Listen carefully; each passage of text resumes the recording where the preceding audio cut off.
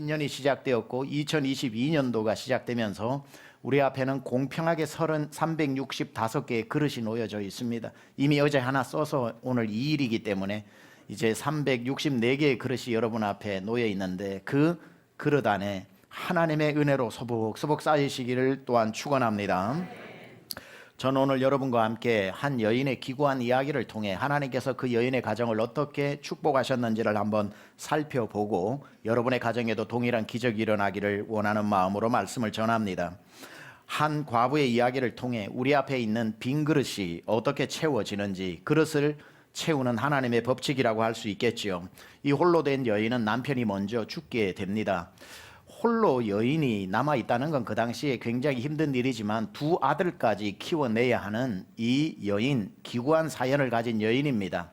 남편이 참 무책임했던지 병을 얻었는지 무슨 이유였는지는 모르지만 정말 꽃 같은 아내를 두고 정말 눈에 넣어도 아프지 않은 두 아들을 남겨둔 채 허망하게 세상을 떠나버렸습니다.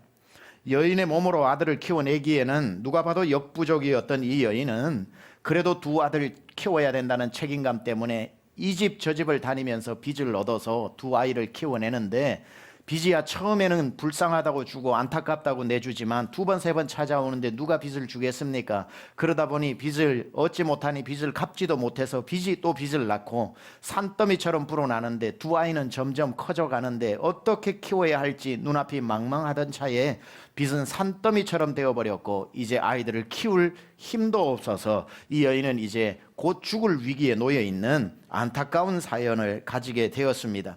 그러다가 사람도 인내가 있지, 인내심이 있지, 그래도 그 불쌍한 여인 참아주다가 도저히 참을 수 없었는지 가장 많은 빚을 준 사람이 갑자기 마당 앞에 나타나서 이렇게 외마디 소리를 합니다. 이제 당신 보니 빚을 갚을 능력은 도저히 안 되는 것 같으니 나도 고민 끝에 찾아왔으니 아무 말 하지 마시오. 당신 아들 둘 데리고 가서 머슴으로 삼아야 되겠다는 청천벽력과도 같은 이야기를 하니 하늘이 무너지고 땅이 꺼지는 것 같은 이 사연 앞에 어머니는 아무것도 붙잡을 데가 없어서 선지자 엘리사 앞에 나와서 눈물로 아뢰입니다. 선지자님 불쌍히 여겨달라고. 그의 남편은 엘리사 선지자의 제자였기도 했기 때문에 그 여인의 사정을 누구보다도 잘 알았던 엘리사가 거절하지 못하고 이 여인의 청을 들어주는데 뭐라고 질문을 하냐면, 당신의 집에 무엇이 있습니까? 있는 걸 물어보니까 이 여인이 대답하기를, 저희 집에는 아무것도 없고 이제 마지막으로 그릇에 기름 하나 한 대접이 있습니다. 그 그릇 하나에 기름 하나 외에는 아무것도 없나이다. 엘리사가 그 여인에게 이렇게 말합니다. 그렇다면 지금 당장 동네로 나가서 마을 사람들에게 빈 그릇을 빌려 오시오. 왜 빈 그릇을 빌려오라고 하는지 영문도 모른 채 그래도 선지자의 말이니 순종하고 가려고 하니 엘리사가 다시 이야기합니다. 아니, 잘 듣고 가시오. 빈 그릇을 빌려오되 조금 빌리지 말고 빈 그릇을 많이 빌려오시오.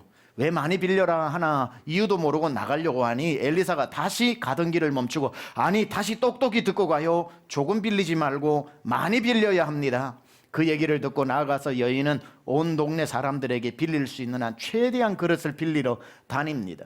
동네 사람들이 그 여인이 오는 걸 보고 처음에 자라보고 놀란 가슴 소뚜껑 보고 놀란다고, 아이고 저 여자가 또 돈 빌리러 오나 보다 하고 가슴이 뭐 이렇게 멎는 것처럼, 아이고 또 어떻게 돌려보내냐, 아이고 돈 빌리러 오는데 또 어떡하냐.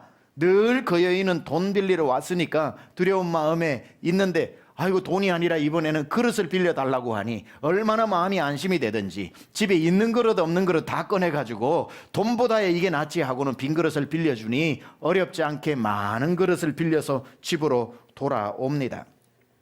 그리고는 방 안으로 들어가가지고 아들 둘을 앉혀놓고 그 그릇을 방 안에 쭉 깔아놓고 난 뒤에 집에 있었던 기름 담긴 그릇 하나를 가지고 엘리사가 이제 부으라고 그럽니다.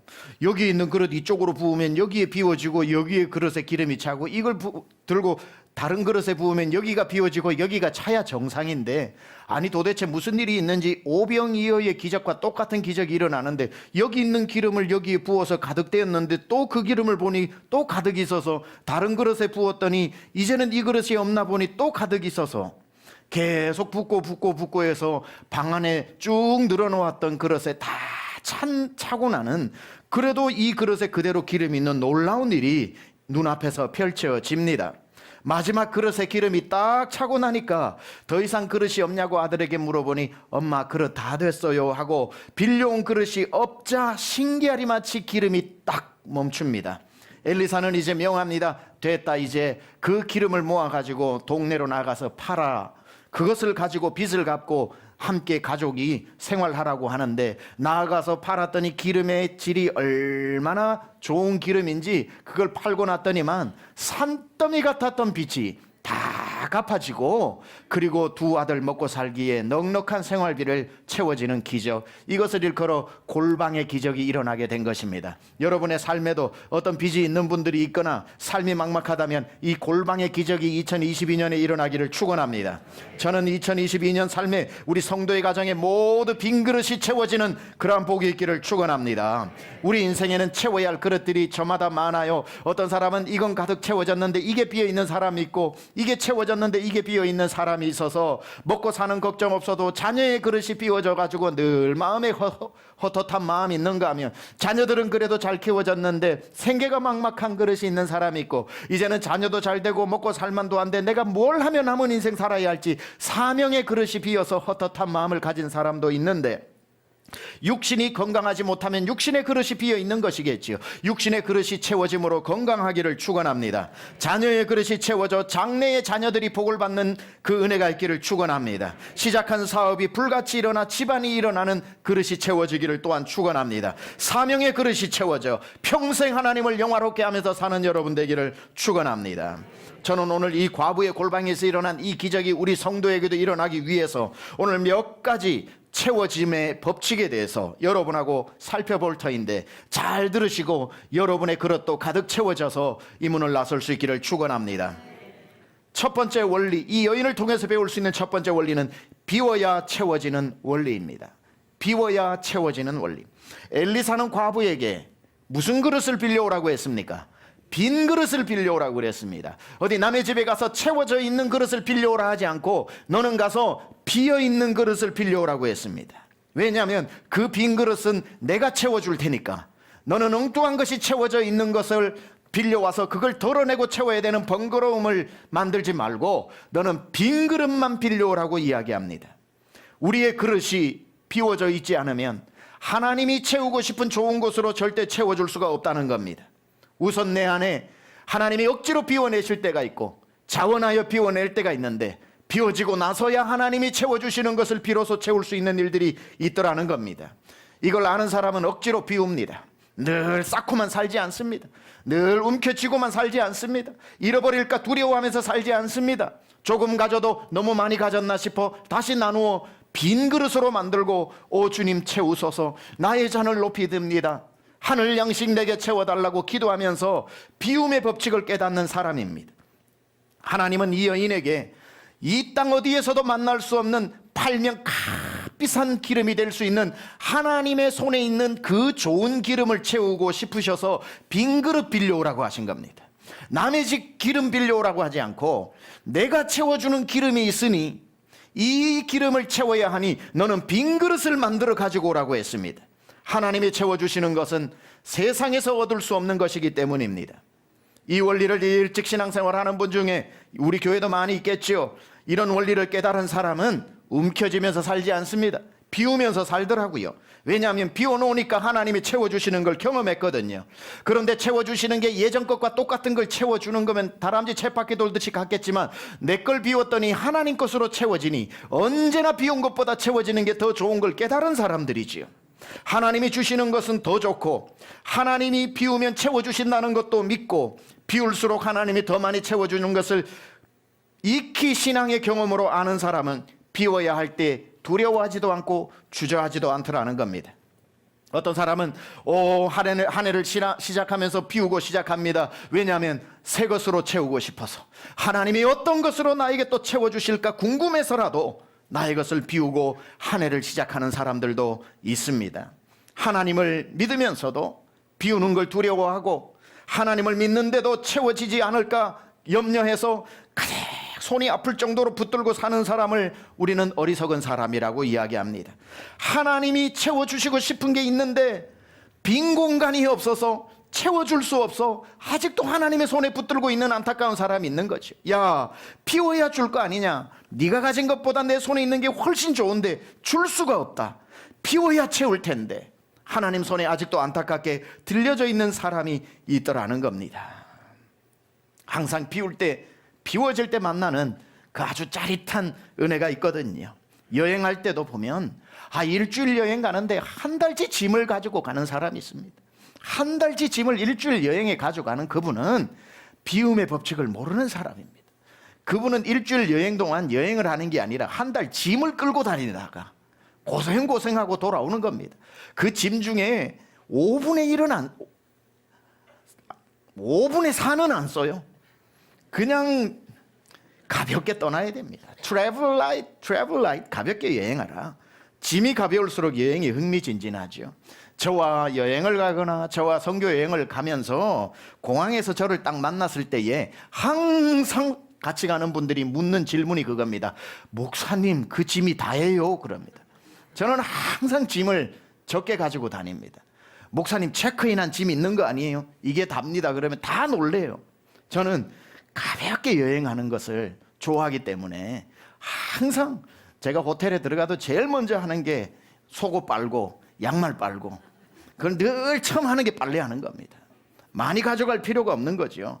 적게 가지고 여행을 할 때에 나머지 여행의 현장에서 채워지는 짜릿함이 있거든요. 이걸 serendipity grace라고 그래서 예기치 못했던 은혜를 만나게 되는 겁니다. 우리의 삶에 너무 많이 쌓아놓고 살면 든든할 것 같죠? 처음에는 든든해요. 그런데 많이 쌓여진 그게 나중에는 근심거리가 됩니다. 돈이 많아도 근심이 되고요. 처음에 돈 많으면 너무 좋은데 너무 많아지다 보면 근심거리가 될 수도 있고, 무엇이 되었든지 간에 쌓아놓으면 나중에 골마지고 근심거리가 되더라는 겁니다. 늘 우리는 의도적으로라도 하나님이 비우시기 전에 자발적으로 내가 비우면서 하나님 앞에 이런 찬송 드려야 합니다. 오 주님 채우소서, 나의 잔을 높이 듭니다. 빈잔을 들어 올려야죠. 하늘 양식 내게 채워주소서. 어떻게? 넘치도록 채워주소서. 하나님이 채워주시려고 해도 이미 차 있는데 내가 뭘 채우냐. 비우면 내가 좋은 것으로 채워주시지 않겠느냐. 제가 이렇게 이 이야기가 사실인가 싶어서 예전에 한번 스크랩을 해놓은 이야기인데, 여기 보면 이 수치가 나오고 저기 보면 저 수치가 나오고 저기 보면 이게 맞다 그러고 이게 맞다 그래서 이 이야기가 조금씩 달라서 제 정보가 닿는 한 최대한 찾아서 가장 정확한 수치에 가까운 이야기를 찾아내어서 여러분에게 한번 전해봅니다. 비워질 때 어떻게 채워지는지. 영락교회 이야기인데요. 북한에서 신앙생활 하다가 남한으로 와서 처음 영락교회가 세워지고 건축할 때 이야기입니다. 당시 주일날 예배 출석 인원이 성도가 158명. 한경직 목사님이 교인들에게 이렇게 설교하고 광고합니다.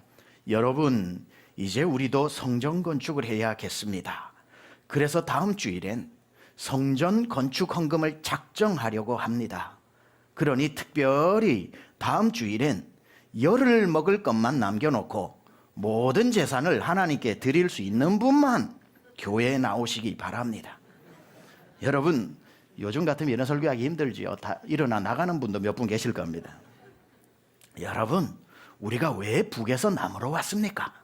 신앙의 자유를 찾아왔지 않습니까? 그러니 지금 비록 형편이 어렵더라도 모든 것을 뒤로 한 채 교회부터 지읍시다. 그러면 서울에서의 우리의 삶을 하나님이 반드시 책임지고 축복해 주실 것입니다. 이렇게 비슷합니까? 하여튼 그렇게 이야기를 했습니다. 한경직 목사님의 그 설교를 158명이 들었는데 다음 주에 152명이 예배당에 나왔고 152명 100% 모두가 건축헌금을 드리기로 작정했습니다. 그런데 놀랍게도 152명 중에 47명이 진짜로 열을 먹을 치만 남겨놓고 가지고 온 겁니다. 47명이 다 비워버린 거죠. 비워진 그곳에 하나님의 채우심이 어찌 임하지 않겠습니까? 놀라운 사실은 그때 헌신했던 47분 중에 사업하시던 분들, 뭐 직장인도 있고 다른 분도 있으니까 47분 중에 사업하셨던 분들을 조사해 보니 1970년대, 그러니 그때로부터 십수년 지났죠. 70년도 당시에 우리나라 우수기업 200대 기업 안에 다 들어가 있었다는 겁니다. 200대 기업 안에. 놀라운 일입니다. 누가 보고 계셨죠? 하나님 보고 계신 겁니다. 비운 자에게 어찌 하나님이 채워주시지 않겠습니까? 오늘 예배는 비우는 날이죠. 여러분이 하나님 앞에 드리는 날이죠. 헌신하는 날이죠. 그러나 우리는 비움이라고 말하고 머리로는 채움이라고 들어야 합니다. 아, 하나님이 채우시기 시작하는 날이구나. 빈 그릇을 하나님 앞에 3년의 빈 그릇, 5년의 빈 그릇을 믿음으로 올린 것뿐이지만 하나님은 그곳에 세상이 줄 수 없는 것으로 담아 주실 줄 믿습니다. 이것이 비움과 채움의 첫 번째 원리. 빈 그릇을 빌려오라. 그리고 그 빈 그릇에 기름을 채워주신 이 여인의 이야기인 겁니다. 두 번째 원리가 무엇인가 보니까 이 여인의 이야기에서 배우는 두 번째 원리는 기름이 아니라 그릇이 중요하다는 원리입니다. 기름이 아니라 그릇이 중요하다. 오늘 성경에서 그릇은 많이 남았는데 기름이 떨어졌더라 이런 말이 없습니다.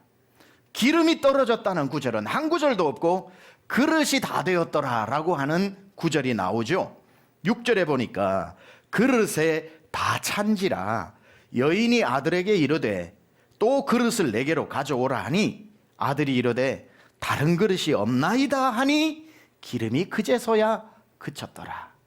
이 말은 그릇이 더 있었더라면 기름은 계속 더 채워졌을 것이라는 것을 말합니다. 하나님이 주시는 기름은 언제나 넉넉합니다. 여러분이 하나님 앞에 헌신하고 하나님이 안 채워주실까 걱정하지 말라는 거예요. 그건 하나님 몫이다. 너는 믿음의 그릇만 준비하고 선포하라는 거지요.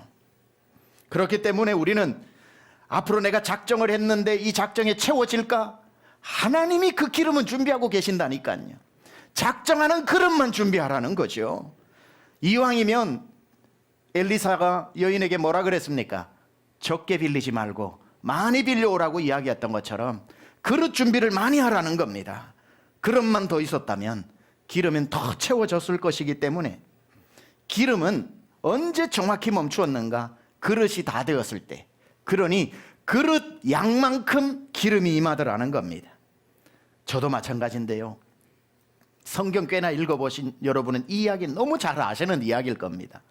성경에서 열왕기하 4장의 이 여인의 이야기를 읽을 때마다 여러분이 한 번쯤 생각했던 생각이 있을 겁니다. 아이고 그릇 더 빌려오지 그랬냐 이랬을 거예요. 이 이야기를 보면서 저도 안타까웠고 여러분도 이 이야기 읽을 때마다 아이고 이럴 줄 알았으면 이 여자가 그릇 더 빌려왔으면 좋았을 걸 그랬다 다 생각하셨죠. 그 얘기는 참 이 여인은 안타까워하면서 우리 이야기에는 적용을 못 시키는 거예요.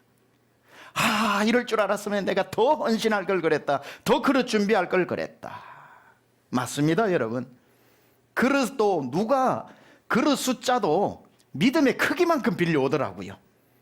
하나님이 기름을 채워주실 것이다 라는 믿음이 크면 그 믿음의 크기만큼 그릇을 준비해 오고 에이 설마 채워주시겠나 하면 그 믿음 크기만큼 빌려오더라고요. 엘리사는 분명히 말했습니다. 엘리사는 또 말하고 또 말했습니다. 그릇을 빌리되 조금 빌리지 마라. 하지만 사람은 아무리 그 말을 듣고 동네로 나가도 믿음만큼 빌립니다. 설마 이만큼 채워지겠나? 이렇게 많은데 채워지겠나?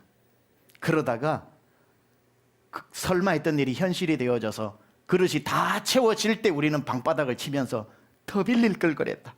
또리 엄마한테 그 그릇도 달라고 걸 걸 그랬다. 아이고 이웃 동네까지 한번 가볼 걸 그랬다. 껄껄껄하게 되는 거지요. 기름 걱정할 필요가 없다는 겁니다. 기름은 넉넉하다는 거지요. 믿음의 크기를 키우는 게 중요합니다. 하나님의 기름의 탱크는 아무 문제가 없습니다. 믿음의 그릇이 커져야 믿음의 그릇대로 그릇도 빌리게 되더라는 거지요. 시편 81편 10절이 그래서 우리에게 이렇게 말씀하고 있습니다.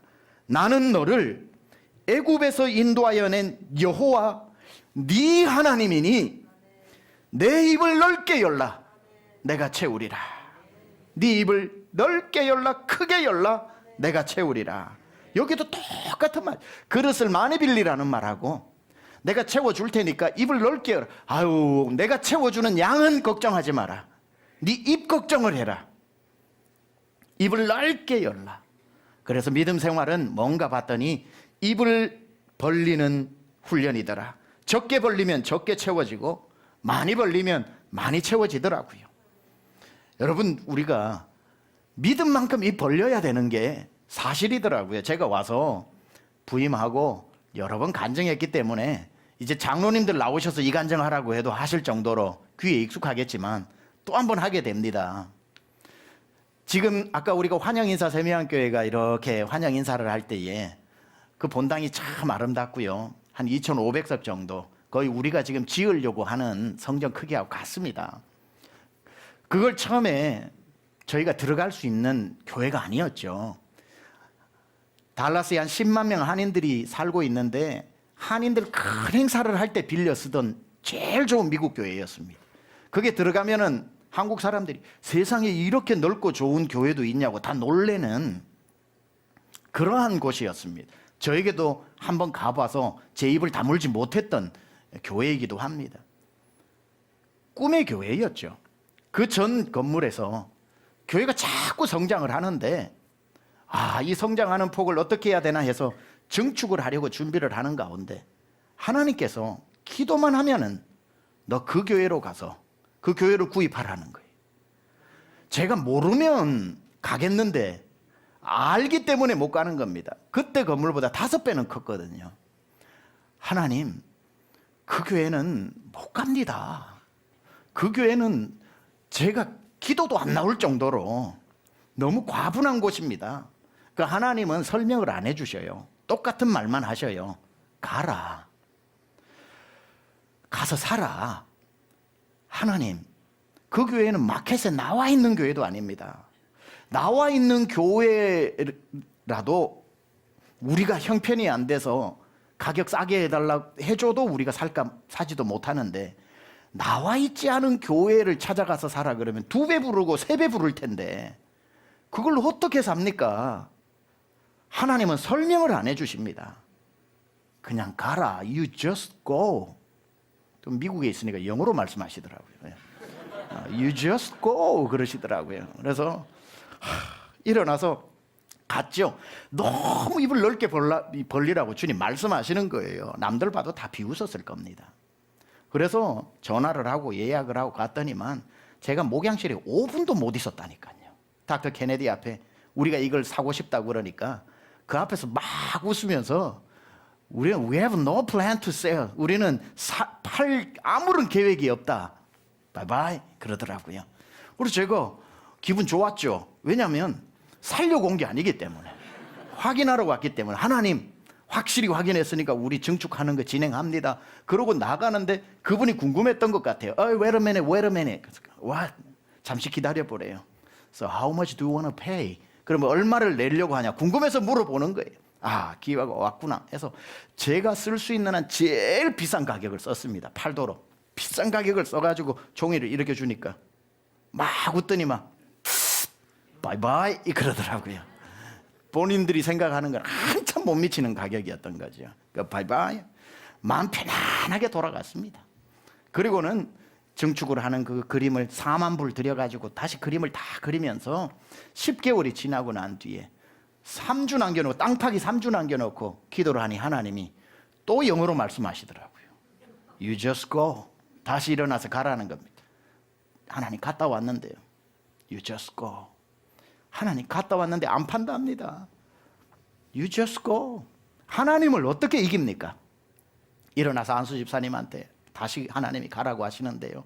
그분도 난처해하면서 목사님 가자면 가야죠 하고 예약을 하고 갔더니만 그때는 그 닥터 케네디 목사님이 목양실 밖에까지 뛰어나와서 절 붙잡고 Where have you been? 어디 갔었냐고 그래요.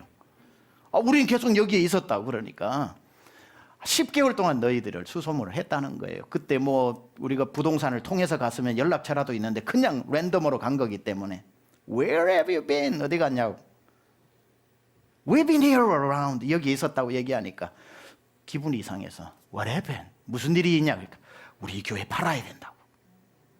왜 무슨 일이 있냐고. 그러니까 당신들이 왔다 간 다음에 우리 교회에 미세스 켄 우드라고 한 75세 정도 되는 할머니가 계신데 남편이 기름 회사 사장인데 돌아가시고 유산이 많아서 재산이 많은 분인데 달라스에서 제일 비싼 땅이 프리스코라고 하는 땅인데 거기에 680에이커 땅을 가지고 있는데 680에이커는 뭐 모르겠습니다 몇 평인지 엄청나게 많은데 거기에 가장 좋은 40에이커 땅 48,000평 땅을 그러니까 수백억에 대한 땅이죠. 48,000평 40에이커 땅을 교회에 주면서 교회를 짓는 조건으로 이걸 교회에 헌물한다고 내어놨다는 거예요. That's our dreamland. 우리가 가려고 지금까지 기도해왔던 땅인데 너네들이 왔다 가고 난 뒤에 40에이커가 선물로 하나님이 주셔가지고 We must move out. 우리 나가야 된다고 이야기를 합니다. 그러면서 저를 붙잡고 목양실 밖에까지 나왔는데 그때 제가 얘기를 한 거죠. 우리 돈 없다. 그렇게 얘기를 합니다.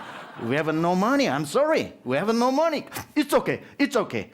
Let's just talk about. 우리 그냥 천천히 시간 두고 한번 얘기해보자. 교회 일단 들어와라 그래가지고 그 교회 팔지도 못하고 들어가가지고 3년 동안 우리가 주인처럼 살다가 3년 후에 돈 모아가지고 구입을 하게 됐는데 처음에 제가 써낸 가격보다 더 싸게 사게 된 거죠.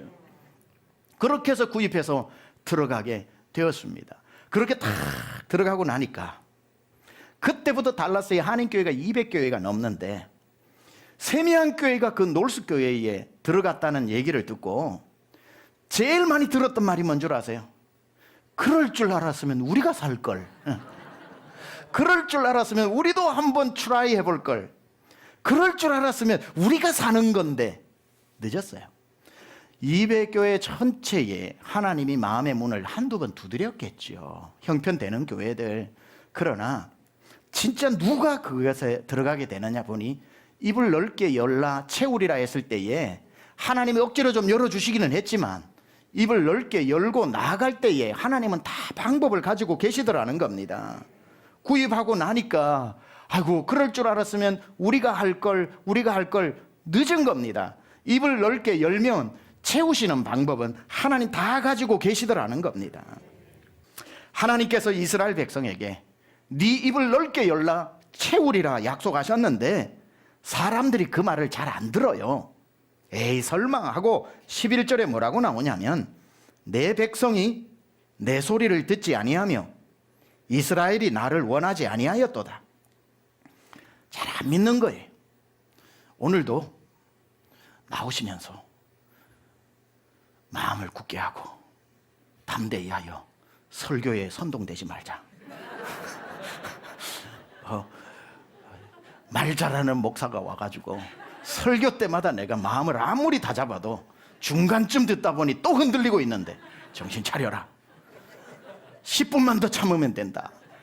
그러면서 마음을 다시 다잡고 오시는 분들, 또 가정에 앉아서 마음이 흔들리다가 다시 잡고 있는 분들, 입을 넓게 열라 채우리라 그러니 이스라엘 백성도 너희가 내 말을 듣지 아니하는도다. 그때 하나님이 또 설득을 하십니다. 13절에 내 백성아 내 말을 들어라. 이스라엘아 내 도를 따르라. 내가 하나님이다. 하나님이 이스라엘 백성에게 내 말을 들으라고 You just listen. 그래도 그 말을 하는데도 이제는 듣는 사람이 있어서 입을 넓게 여는 사람이 있고 입을 꽉 깨무는 사람이 있는데 아이 모르겠다. 하나님의 말씀이니 열어보자고 입을 넓게 열었던 사람에게 16절에 이렇게 약속하지요. 입을 넓게 여는 그에게 내가 기름진 밀을 그들에게 먹이며 반석에서 나오는 꿀로 너를 만족하게 하리라 하셨도다. 입을 넓게 믿음으로 열었더니 그 그릇에 아이고 내 사정으로는 도저히 작정할 수 없어서 믿음으로 선포한 것뿐인데 기름은 하나님이 주시는 것이구나. 내가 만들어 짜내는 게 아니구나. 하나님께서 넓게 연 입에 기름진 밀로 반석에서 나오는 꿀로 먹이시고 입히시고 채우시는 줄 믿습니다. 이것은 기록된 하나님의 약속의 말씀입니다. 세 번째 원리 하나를 더 살펴보겠습니다. 세 번째 원리는 믿음의 유산을 남기는 원리입니다. 믿음의 유산을 남기는 원리. 믿음을 유산으로 남기는 원리. 자, 오늘 이 여인의 이야기를 보다 보면 의도적으로 기록되어져 있는 한 이야기가 반복돼서 나옵니다. 무슨 이야기가 나오냐면 이 기구한 여인, 홀로 된 이 여인이 이 어마어마한 기적을 문걸어 잠그고 혼자 하지 않았다는 거예요. 이를 보다 보면 두 아들과 함께 하고 있다는 것. 두 아들을 기적의 이야기에서 배제시키지 않고 기적의 이야기에 함께 들어가서 그 골방에서 기적이 일어나는 것을 두 아들이 눈으로 보게 만들었다는 것. 굉장히 중요한 이야기인데 4절에 보니까 너는 내 두 아들과 함께 들어가서 문을 닫고 그 모든 그릇에 기름을 부어서 차는 대로 옮겨 놓으라 하니라. 너는 너 혼자 들어가고, 부모는 보통 그러죠. 엄마 방에서 할 일이 있으니까 너 마당에서 놀고 있어. 자꾸 어떤 하나님의 일에서 아이들을 마당에 놀고 놀이터로 자기 방으로 들어가게 하지 않고 엄마가 너 나와 함께 방에 들어가서 할 일이 있다 하고 두 아들과 함께 들어가서 이 기적을 체험하고 경험케 하더라는 겁니다. 5절에 보니까 여인이 물러가서 그의 두 아들과 함께 문을 닫은 후에 그들은, 두 아들을 말하죠, 그들은 그릇을 그에게로, 엄마에게로 가져오고 엄마는 부었더니 같이 그 일을 하고 있어요. 지금 같이. 6절에 보니까 그릇에 다 찬지라 여인이 아들에게 이르되 또 그릇을 내게로 가져오라 하니 아들이 이르되 다른 그릇이 없나이다 하니 기름이 곧 그쳤더라. 이 놀라운 일을 엄마 혼자 하지 않고, 그러고 난 뒤에 얘들아 어제 신기한 일이 있었다 이렇게 하지 않고 기적의 현장에 자녀를 참석시키고 함께 기적의 주인공이 되도록 만들더라는 겁니다. 7절에는 결국 이렇게 나오죠. 너는 가서 이제 기름을 팔아 빚을 갚고 남은 것으로 너와 내 두 아들이 생활하라.